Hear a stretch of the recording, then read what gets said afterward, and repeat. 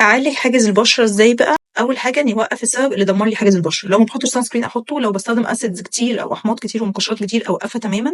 لو حتى الغسول بتاعي فيه احماض بسيطه، ساليسيليك اسيد مثلا او جلايكوليك او ايا كان، لازم اوقف الغسول فتره، اوقف كل البرودكت اللي انا بستخدمها لمده 5 ايام او اسبوع تماما، واستخدم الميه بس، مع لازم كريم معزز لحاجز البشره ومرمم لحاجز البشره. زي ايه كريمات دي؟ زي كريمات السيكا. السيكا دي موجوده في الصيدليات، شركات كتير جدا منزله كريمات السيكا انواع مختلفه. الكريمات السيكا دي بيكون فيها سيرامايد وسنتيلا، دول اهم مادتين بيرمموا حاجز البشره. زي كمان روجا سيكا ريبير، ده فيه ايه؟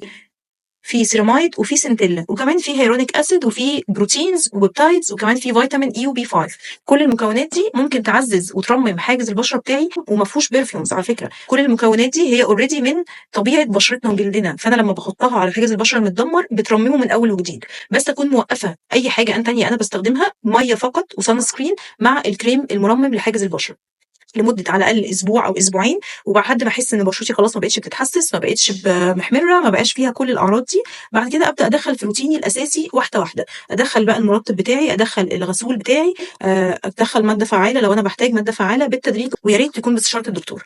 انا دكتور سمر سراج الدين، معاكم في اي اسئله تحتاجوها ابعتوا لي في الدي ام او في الكومنتس وانا هرد عليكم.